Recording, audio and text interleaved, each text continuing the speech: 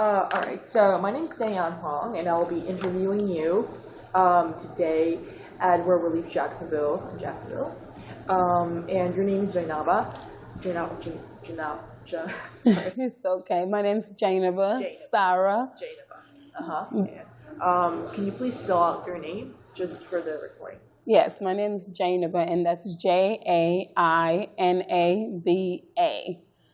And my last name is Saara, Saara. But before I got married, it was Jainaba Kali, and that's Kolly. Good. Okay.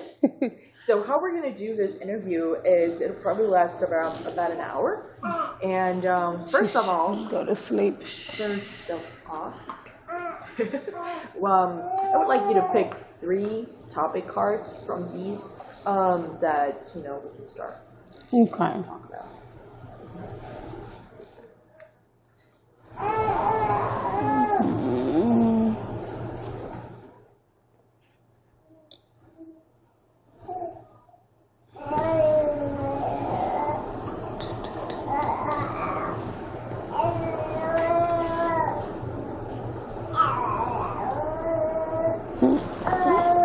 Can I change it? Yeah, sure.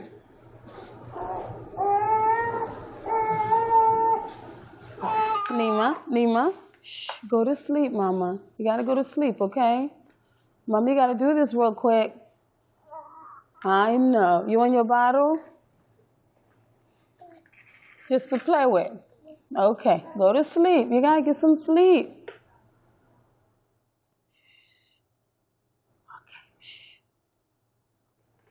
All right, so let's start by talking about family. That's okay. No, that's fine. Okay, can you tell us about your family?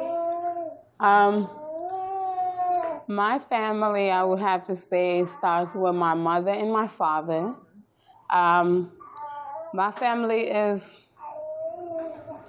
we have the traditional family values when it comes to family, especially my mother and father, being that we're from Africa.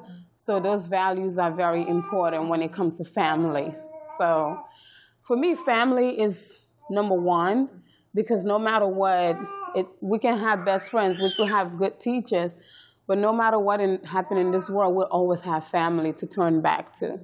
You can leave your family home, and you never know, one day God will put you back to your family home, because no matter what, they are your home, and then that's your family. And for me, family is very important, and I respect my mother, my father, my brothers, and my sisters. And now that I have a family of my own, I have 3 children, all girls, I want to teach them the value of family. I want to teach them that family has to stick together, and family is very important. Coming to a new culture where you have to learn their value of family. So you have to think about representing your family value or the new culture's family value. So for me, I will have to teach my children my country's family value, and not only that, but also Americans' family value, because they are from here. But at the end of the day, I'll have to go with my family value from West Africa, because we believe that in West Africa that family is very important. The unity of family is what makes the family tree strong. If there's not that foundation of the family, then the children will not become what they need to be. So, how do you think the Western African family values are different from the American family values? To me, they're very different, because in the West Africa, a family value, they have a difference of how a young woman should represent her family. And as to the Western culture, they have a different unit of what a family is. Because in the Western culture, a woman can just leave her family and move out and start her own life. But in my culture, the woman has to stay at the house until she is married and ready to move out with her husband. I'm sorry, guys. Okay, Miss Nima. She's gonna go to sleep. Okay, honey, you gotta go to sleep, okay? Listen, hold on, come here. Come here. You gotta go to sleep. Okay? Mom, you gotta do this interview real quick, so you gotta go to sleep. Let's see. Maybe she'll be less nosy up here. Gotta get some sleep, man. It's not time to play. Hold on. Shh. All right, sit down.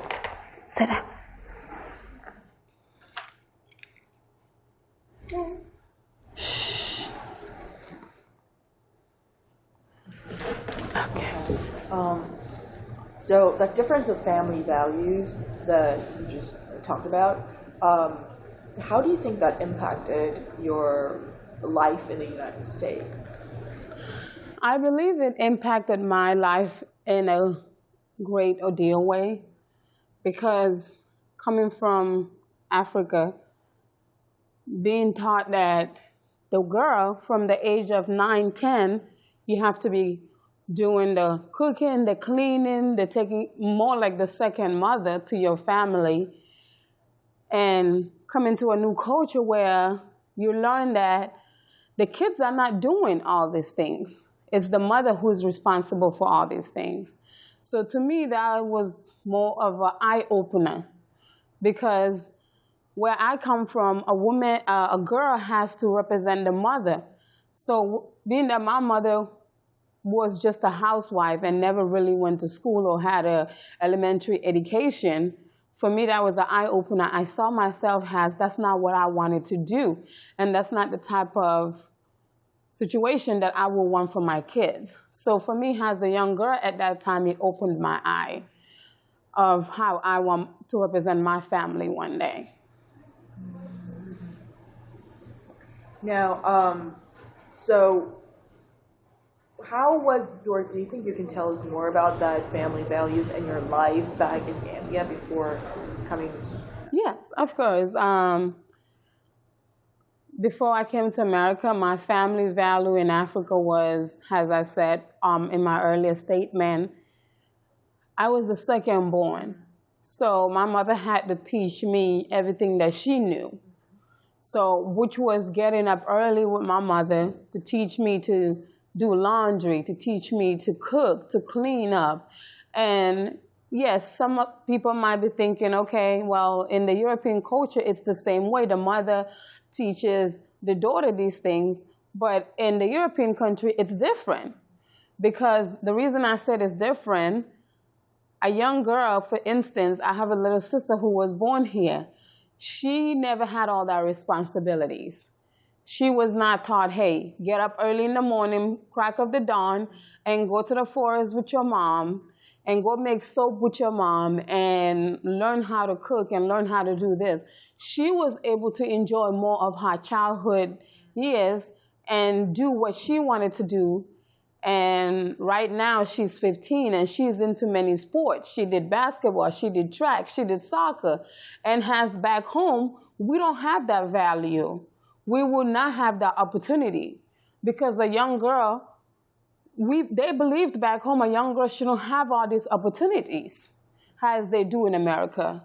So for me, that was very different, because when I was just 8, 9, my mother taught me how to cook. So I already knew how to take care of a household. I already knew how to do all that things. Opposed to coming to America, most 11-year-olds didn't know any of that, all the things that I had to learn to do that I already knew by the age of 11. So, and I think you mentioned that your father was politically involved, and that led to your family eventually escaping, fleeing your country. Yes, my father was into politics. He was big into politics. And what had happened was they had a new president.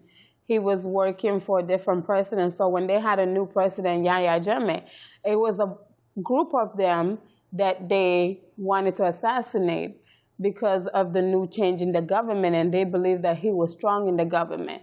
So one day, I was about 7, it was raining real hard, and they came and took my father, and they captured him in the jailhouse for about 2 to 3 days. And I was just a small child then.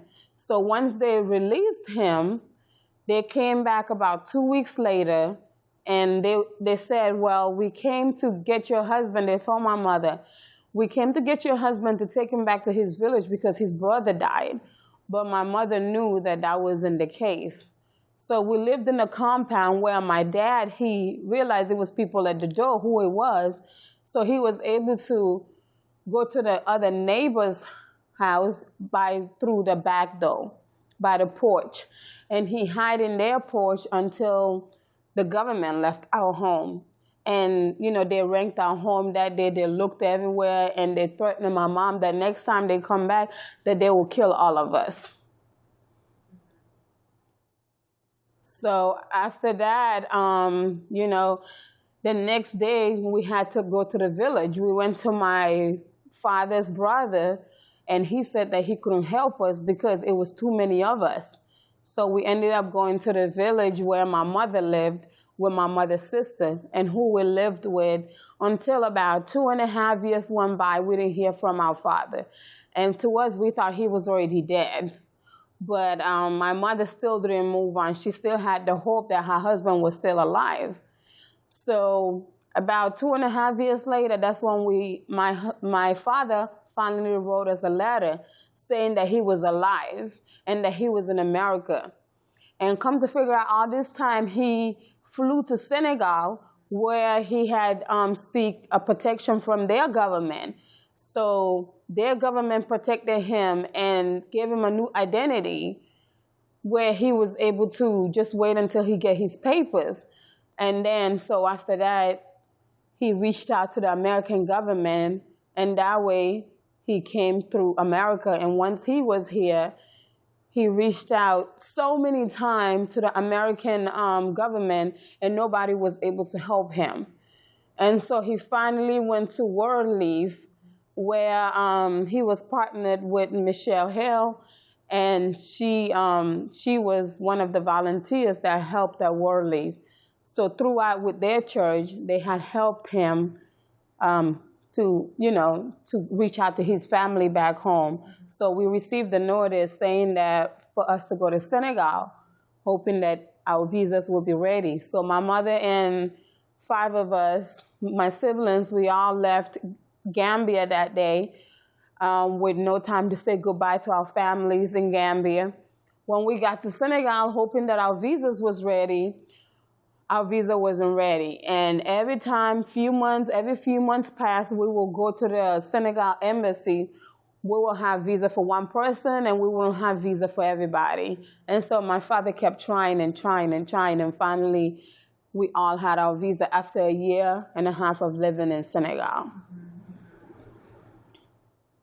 And then after that, how did they make arrangements with you and your family to have you come over to Jacksonville? They made arrangements with my father. The program with World Leaf. The World Leaf helped, immigrants from all over. So they had helped my father get a ticket for all of us. But in return, my father had to pay back that ticket. So that way we can all come at the same time, because he didn't have that money.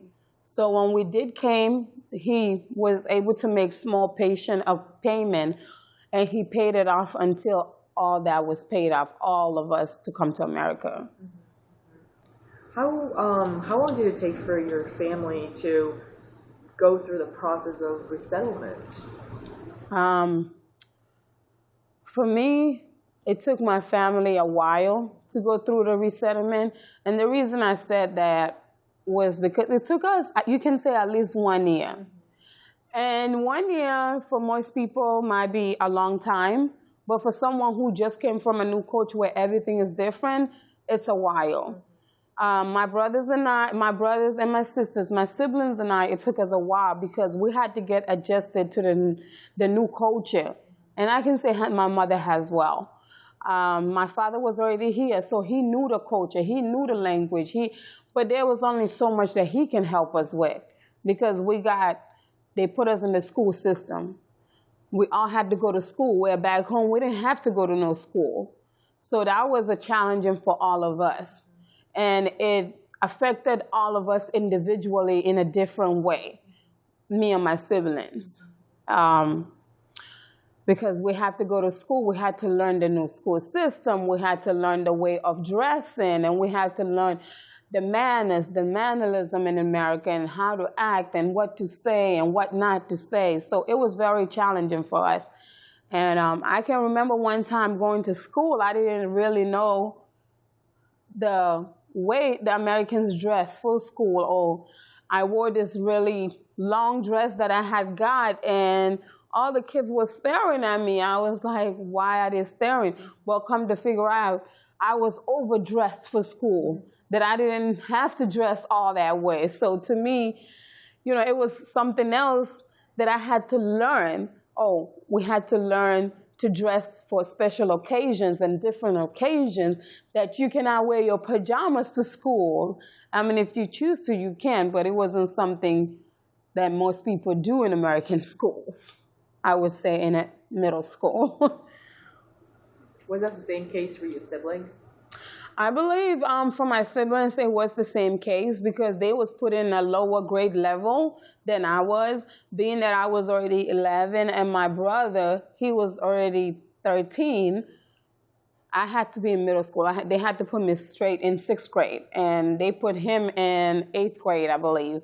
And so it just affected all of us in a different way, because some days of things that happened in school, we will come home and had many questions for our father and our mother because of the way the people are in America. And I remember one time we was at a Walmart, and I didn't know that was a Walmart, and we went to the bathroom, and I finished using the bathroom. I'm just looking around, and I was curious to see what that little thing was back then. So I pressed it. That's the flusher. When you're done, you're supposed to flush the toilet. So I automatically jumped up because I didn't know what that was. And to me, it scared me because I thought something was coming out of the toilet. So that's one difference in America. Did you, when you came to Jacksonville, were you also enrolled in like class that they offer you at, say, World Relief and these resettlement agencies, that they teach you some of the American way of things? Yes. When we came, I came in May 10th of 2000. So back then, school closed end of May. Not like right now when school closes in June. So I was automatically put in the summer camp program, the summer school program, where they put me in. But in 2 months is too little to learn how to read and learn your letters and learn to write. So back then, World Relief and Lutheran Social Services used to partner up, and they had a program for all the World Relief kids. And we will go to Lutheran, and they will teach us English on the ways of American culture and what to do and what not to do, or what to say, or how to take a transportation to get to where you need to be. So yes, they did have like these classes that will help us. And we was along with other refugee children who was also developing themselves. Now in Jacksonville, your parents, I would like to lead the talk to about your parents and what you thought of in your eyes, what were the struggles and the experiences that your parents went through? I believe for me, right now, I can say the challenges and the experience that my parents went through at that time was the raising 5 kids in a new place. And the reason I said that, especially my mom, she didn't know the way of, excuse me, guys. Miss Nima, honey, go to sleep. It's nap time. She'll finish her milk. You want to finish your milk? And then take a nap? Okay.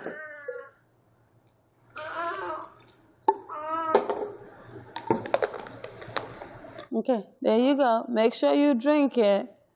Hold it. Don't play with it. Okay.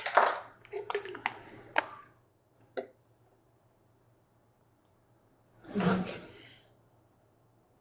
Oh, so for my parents, for my parents, it did affect them in in an ordeal way.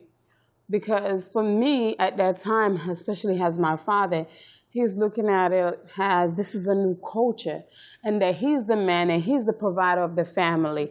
So to have all these children, and his way was, I have to be able to provide for this family. I have to be able to take care of this family.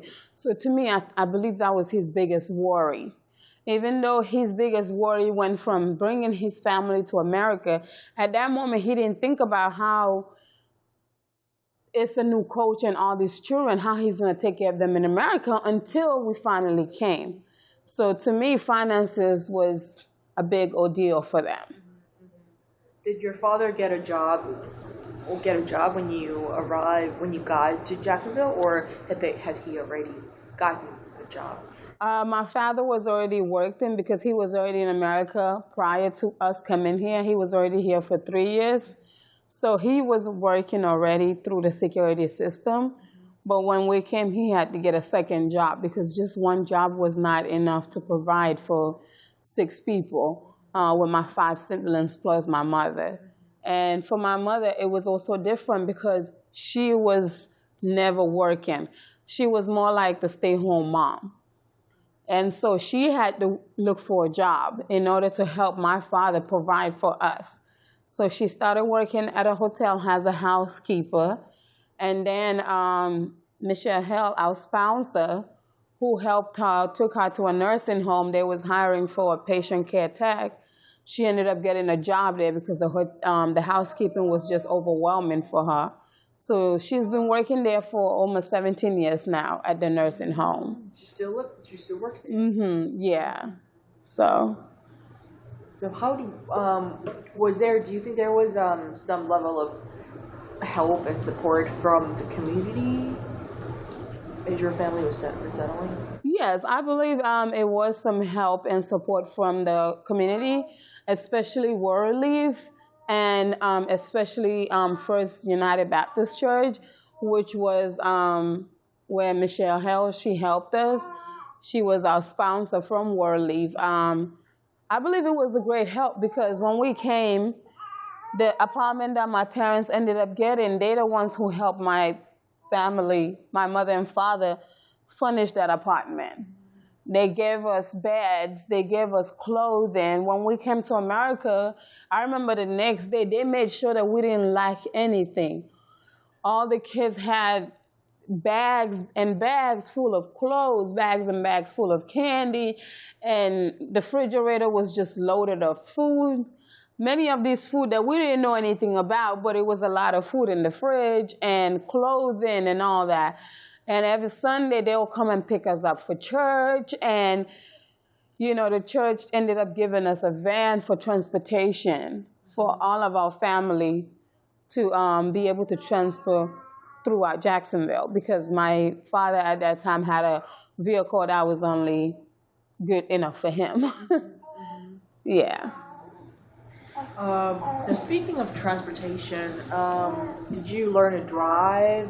Or how did it work for your family? Because transportation is important when you're getting to jobs and getting around. So how did you find that in Jacksonville?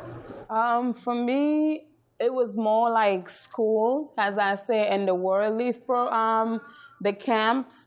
They taught us the different transportations and a bus and how to cut one bus from where to there. So when I learned how to do all that, and also the school system teaches you a lot. So I learned ways of transportation and which way to go and which way not to go through that.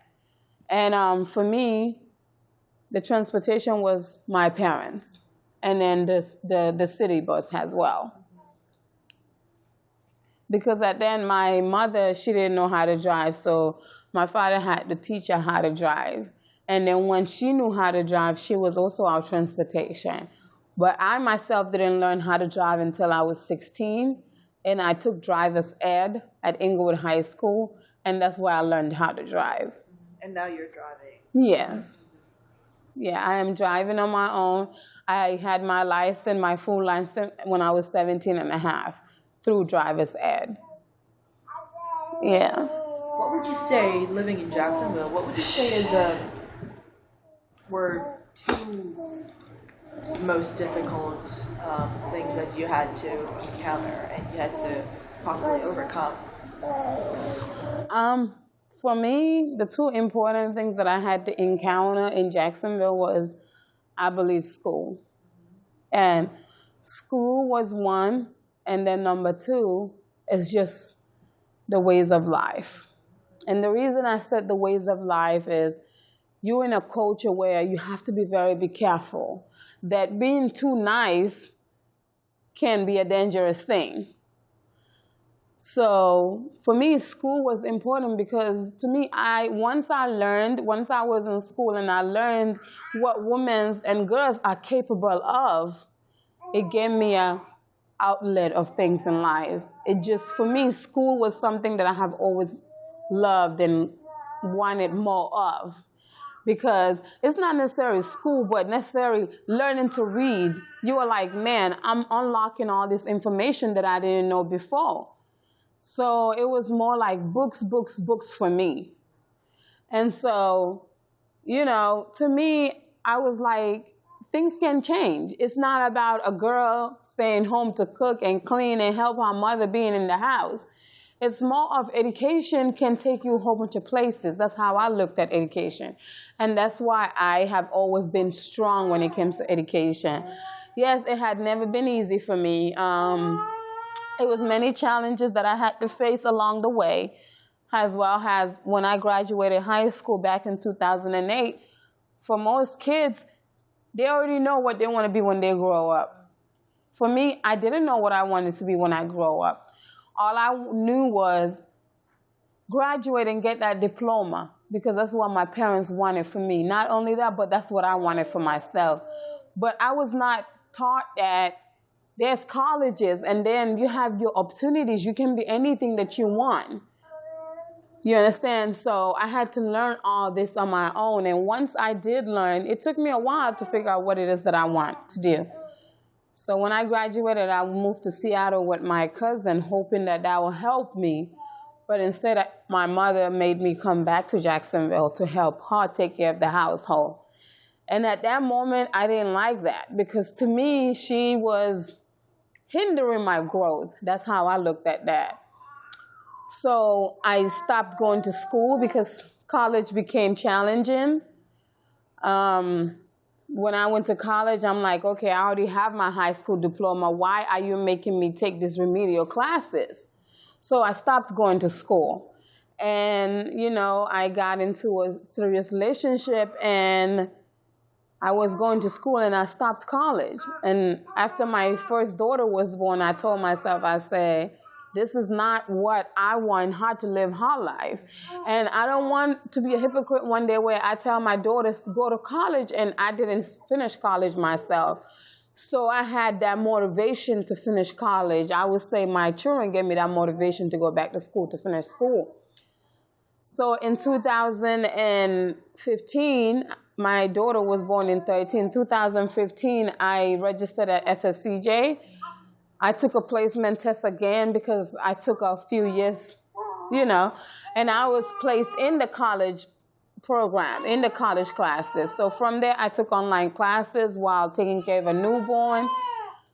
And, I kept doing my college classes and And finally, in 2018, I was able to graduate and got my associates.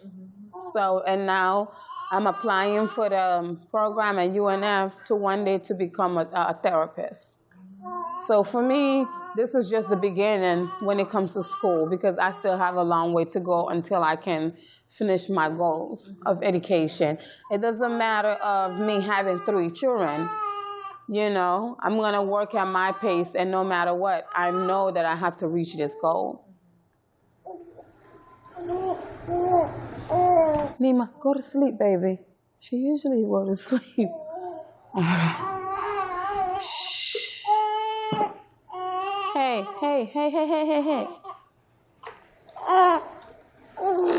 Okay. Come here. Shh. Just go to sleep.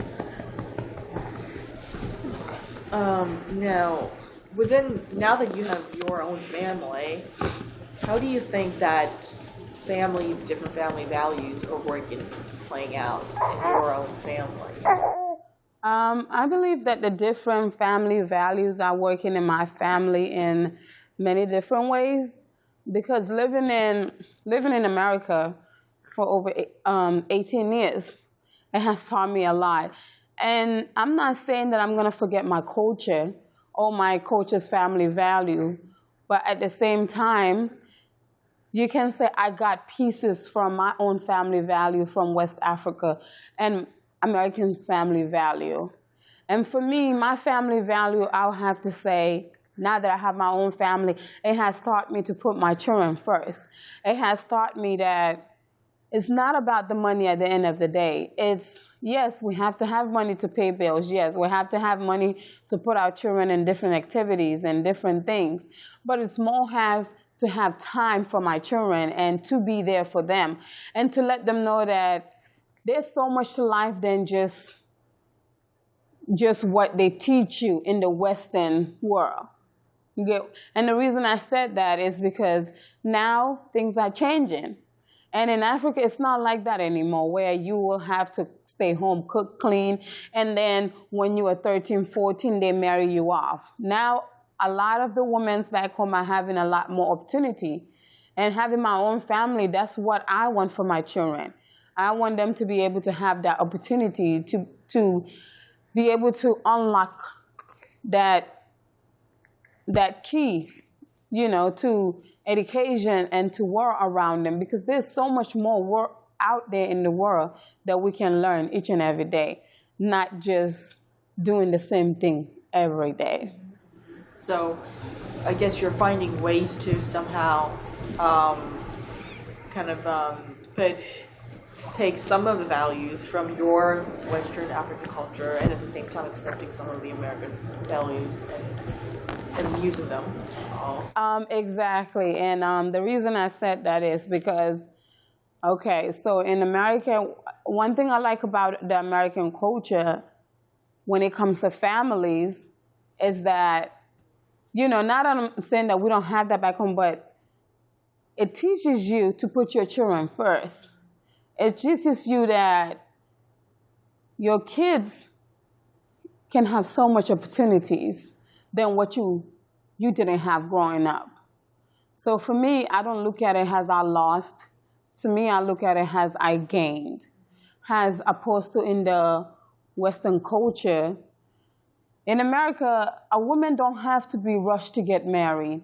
A woman don't have to be rushed to have babies. Has up to in the Western culture, that's what it's more about. I have cousins back home who are about my age, and they already have about 3 to 4 kids or more. Now, yes, I have 3 children of my own, but the opportunities that I have, they don't have that much opportunity. So, the things that I have for my children, they don't have that. Like, if I'm not able to breastfeed my child, I have formula. If I'm not able to buy something, certain food for my children, there's help for that. They don't have all the opportunities back home. You have to work with what you have. So for me, that's important. Do you think Jacksonville is particularly, now, because you have lived there for a long time. Yes. And you said that you briefly lived in Seattle. So compared to Seattle, what would be your opinion on Jacksonville in giving you access to all these things that you just talked about? For me, living in Seattle, I'll have to say, compared to Jacksonville, was a little better. And the reason I said that is because they said it takes a village to raise a child. In Seattle, they have a lot of people from Gambia, as opposed to, they still have that culture. They still have that different holidays and different things, what foods to cook and what kind of different events to celebrate. But as opposed to Jacksonville, for me, for my family, we don't have that. We don't have that community of Gambians. Because for my family, we don't have I don't know any other Gambians other than my mother and my father and my siblings. Now, there's other Africans you can name, Sudanese, from Ethiopia, from Liberia, and other African places, but not in Gambia. So for me, I would have to say Seattle has more of a better community for Gambians, and when it comes to culture. How do you think having a community like that, of a size of the Gambian community, would help you better lead life as a refugee resettled here, for instance? I believe having a community of Gambians that help refugees in America or in Jacksonville would be wonderful, and it would be great. And the reason I said that is because one thing that I don't know, coming from another country, that you might know, has the next person might know when they came to this culture. So we can stick better and help one another rather than waiting so long to learn something. Instead of, for instance, when you have a group of Gambians and somebody new comes from just straight out of Gambia, we can just support one another and help one another, and hey, be like, this is what works in America and this is what don't work in America. So to me, that's important because we can stick together and help one another better one another. Yeah. Now, was there, because of that, the fact that Jacksonville doesn't have a strong Gambian community, I'm curious to know what it was that pulled your family to stay in Jacksonville, because I know that some refugees, when they resettle, they move out to other cities where they can have a stronger community, but that wasn't the case for your family. For my family, that wasn't the case. My father, he's a lot older than my mom. And so for my father, he looked at it like, okay, my family is here and they're stabilized. He didn't look at it as what a community or how wonderful a community could be for his family and how helpful it could be. I think to me, it was more like, hey, they're here now and they're doing good. That's it. He didn't look at, oh, we need a Gambian community, we need this. He didn't look at it like that. So to me, what made us settled in Jacksonville was because of my father, due to the fact that he had already traveled. He had already known different places. And to him at his age, he didn't want to start over and move into a new city where he had to resettle everything. So sometimes with people, it's a comfort zone, I can say. He was comfortable in the environment that he was in. So to him, it didn't matter if he had a village of Gambians or not village of Gambians, as long as his family was doing okay. If you were in your father's shoes of back then, 18 years ago, what would be your decision? Would you want to keep your family in Jacksonville, or would you decide to move to a city or a bigger city that has a better community of Gambians? I have thought about this over and over, and for me, being that my family are here, if I was in my father's shoes, I think I would have moved somewhere else that had more community of Gambians. And the reason I said that is because I believe this is good for children and their growth. Because if you have other Gambian kids, they can learn off of each other the culture and the different things that they need to know as a Gambian child. But in America, in Jacksonville, it doesn't allow us to be able to do that. Like different holidays, for instance, my cousin lived in Atlanta. And in Atlanta, there's a variety of Gambians there in the Gambian community. And the children, I remember one time I went for the 4th of July back in 2010. And it was great. And the reason I said it was great because they had like a 4th of July picnic, and it was all the community of Gambians. So the different people you get to know and learn and who to go to when you need certain type of help. So to me, that's very important, especially when you have a family, a small children. Now in Jacksonville, when you need help, or when you want to meet up with someone, is the first person that you go to your family or your other American friends that you have befriended here? For me, the word friend is very strong. From young, we are taught friends, but throughout growing up in America, it teaches you what a real definition of a friend is. So yes, I do have some good hand of friends that I can trust, but when I do need a good person to go to when I need help, it will have to be my family. And the reason I said that, because my family, no matter what, they'll never let me down. And they're always there. And I know with the busyness and everything, it can be hard at times, but still I'll go to my family, no matter what. Now, this may be my last question. Yeah, it's 11. Did you, when you came to Jacksonville, United States, did you have specific goals in mind as a child of a family resettling in the new country? I remember as a child growing up in Gambia, and we would start to pray every day. And my prayer every morning will be for us to come to America. And every time I was playing with my friends and I saw a plane, I would say, I'm going to America. So to me, that was my only dream, was to come to America. And what was next in America, I never understood what it was. But my whole thing was just to come to America and be reunited with my father. Well, thank you so much for today's interview. I think it was great. Yeah. Do you have any questions for us? No, I'm sorry. I had brought the baby and stuff, but